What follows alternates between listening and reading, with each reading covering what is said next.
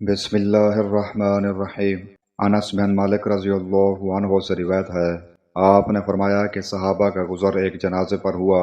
لوگ اس کی تعریف کرنے لگے کہ کیا اچھا آدمی تھا، تو رسول اللہ صلی اللہ علیہ وآلہ وسلم نے یہ سن کر فرمایا کہ واجب ہو گئی۔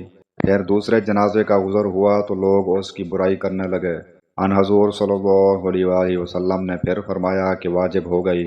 اس پر حضرت عمر بن خطاب رضی اللہ عنہ نے پوچھا کہ کیا چیز واجب ہو گئی؟ ان حضرت صلی اللہ علیہ وآلہ وسلم نے فرمایا کہ جس میت کی تم لوگوں نے تعریف کی ہے اس کے لیے تو جنت واجب ہو گئی، اور جس کی تم نے برائی کی ہے اس کے لیے دوزخ واجب ہو گئی۔ تم لوگ زمین میں اللہ تعالیٰ کے گواہ ہو۔ صحیح بخاری حدیث نمبر 1367۔ حضرت ابو ہریرہ رضی اللہ عنہ سے روایت ہے کہ رسول اللہ صلی اللہ علیہ وآلہ وسلم نے فرمایا کہ جو شخص خود اپنا گلا گھونٹ کر جان دے ڈالتا ہے وہ جہنم میں بھی اپنا گلا گھونٹتا رہے گا، اور جو برچھے یا تیر سے اپنے تئیں مارے وہ دوزخ میں بھی اس طرح اپنے تئیں مارتا رہے گا۔ صحیح بخاری حدیث نمبر 1365۔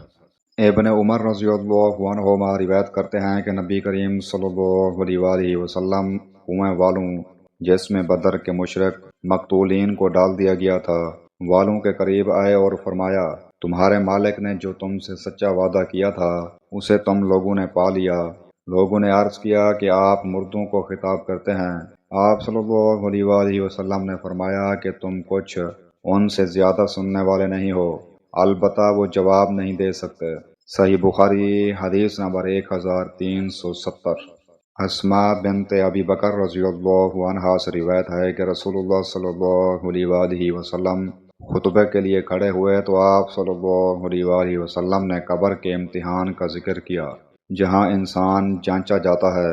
جب حضور اکرم صلی اللہ علیہ وآلہ وسلم اس کا ذکر کر رہے تھے تو مسلمانوں کی ہچکیاں بند گئیں۔ صحیح بخاری حدیث نمبر 1373۔ امام حسن بصری نے کہا کہ ہم سے جندب بن عبداللہ بجلی رضی اللہ عنہ نے اسی بصرے کی مسجد میں حدیث بیان کی تھی۔ نہ ہم اس حدیث کو بھولے ہیں اور نہ یہ ڈر ہے کہ جندب رضی اللہ عنہ نے رسول اللہ صلی اللہ علیہ وآلہ وسلم جھوٹ باندھا ہوگا۔ آپ نے فرمایا کہ ایک شخص کو زخم لگا، اس نے زخم کی تکلیف کی وجہ سے خود کو مار ڈالا۔ اس پر اللہ تعالیٰ نے فرمایا کہ میرے بندے نے جان نکالنے میں مجھ پر جلدی کی، اس کی سزا میں اس پر جنت حرام کرتا ہوں۔ صحیح بخاری حدیث نمبر 1364۔